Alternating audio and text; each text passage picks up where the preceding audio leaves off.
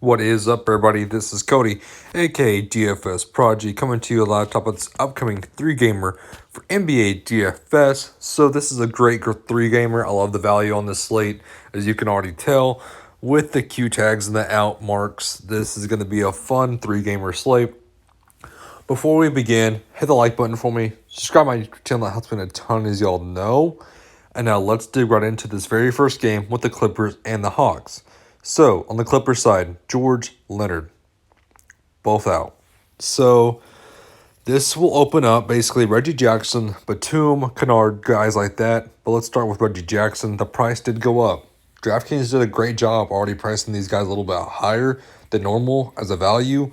So, they were already on top of it. But I still like Reggie Jackson at 6'8", who will start and basically remain as the main ball handler. Batum, I like Batum as a solo play. He's consistent. As you can tell, he's getting the good minutes. Either way, I like him a ton at the 6'3" range. With Ibaka and Zubac, they're splitting minutes, so they're going to take away from each other. So I'd rather go with Ibaka, who I know will put up with all-around stats compared to Zubac, who kind of scares me every now and then based on he's very rebound dependent. If he's not getting his rebounds, you can tell.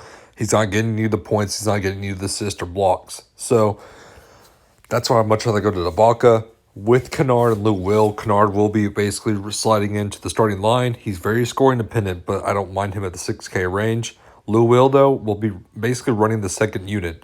I think he has high upside for Lou Will, which we know he can basically boom at any time. I like Lou Will. With Pat Bev out, like I said, Reggie Jackson will be sliding into the point guard role and basically starting. Marcus Morris is an easy option, in my opinion, at 4'7". I like him a ton, who basically will be the main power forward on this team. I like him. The rest of the guys on the second unit are just fades to me. I'm not really getting into any of those guys. On the Atlanta side, Capella and Young. Both, let's play with, if they're both in, I repeat, if they're both in, I like Trae Young more so than Clint Capella at that price point. 9-4 for Clint Capella is very scary, but he's done well, yes, but it's scary. I think he can do well in this matchup, yes, but we got to remember it's against Zubac, it's against who's a decent defender, it's against Ibaka and Marcus Morris, who we know Marcus Morris is very aggressive. Be careful with Clint Capella at the 9-4 price tag. I think he does well, yeah, but at the 9-4 price tag to pay that off, I'd much rather go to Trae Young, easily Trae Young at 9-1. If and only if both guys are in, that takes away from John Collins, basically. That takes away from Hunter. That takes away from everybody. The usage rate goes down for everybody else. Now let's play the role if Capella's out and Trae Young's in. I still like John Collins. I like DeAndre Hunter. Those two guys I would like to basically go for because John Collins would slide into the second man role and DeAndre Hunter will basically be down low. Now if Trae Young's out and Capella's in, I like Rondo, who's easily a must start as a value play. Now, if both guys are out, let's talk about this. I repeat, if both guys are out, look to John Collins, who would be the main guy. Rondo would be an instant start again. Horder, I'd rather go to Hunter. We need to watch Cam Reddish' stat or his Q tag. He should be in line to play. Gallinari's the odd man out for me. So, like I said, if and only if both guys are out, I repeat, both guys are out. John Collins, DeAndre Hunter, and Rajon Rondo would be the main guys with Cam Reddish as a secondary play. Let's go to Washington and Houston. Revenge game narrative.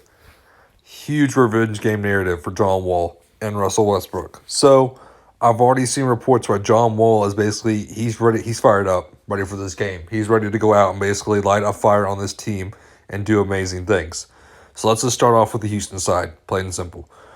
Christian Wood, he's doubtful. That Q tag, it's now doubtful. He's more likely not going to play. So that would boost up DeMarcus Cousins. Easily give me some Boogie Cousins. I love him at that price tag. He definitely will be underrated in this matchup. I love him a ton. John Wall and Oladipo, I'd much rather get to John Wall at the 6'9" price tag. That's way too cheap for what he can do. There should be no limits restriction, so I like John Wall.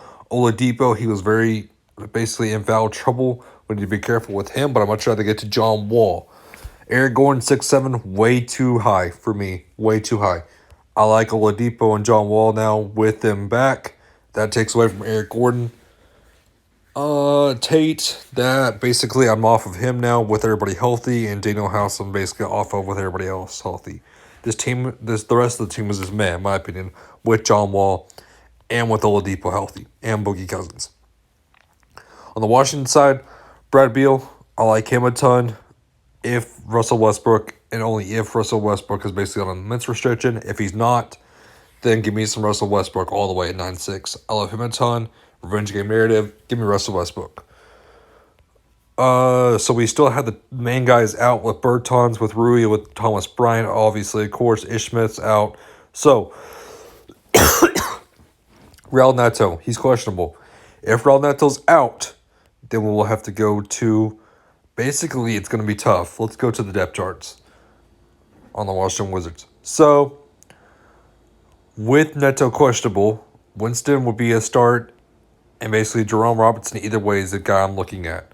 I like Jerome Robinson easily, and Bonga.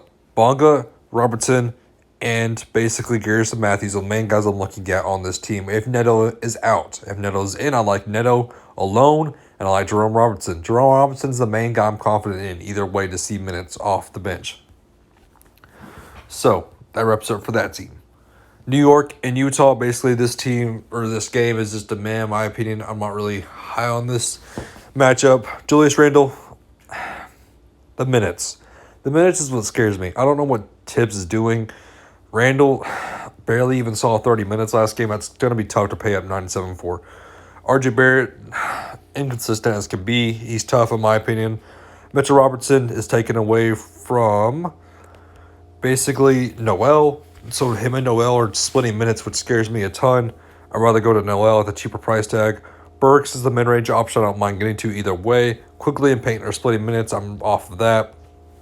On the Jazz side, Mitchell, Gobert, and Conley, though, are great prices, in my opinion, in this upside matchup. I like them a ton. Gobert is just too cheap at 7-2. Boyan definitely had an outlier game. That was a crazy game he had. I don't really trust it, though. And the rest of these guys, Ingles, if you want to be contrarian, is a good price point, but with the minutes are scary, in my opinion. So, that wraps up for me, guys. Again, hit the like button for me. Subscribe to my YouTube channel. It helps me a ton, as y'all know. And have a great and safe rest of your day. Have a good one, everybody.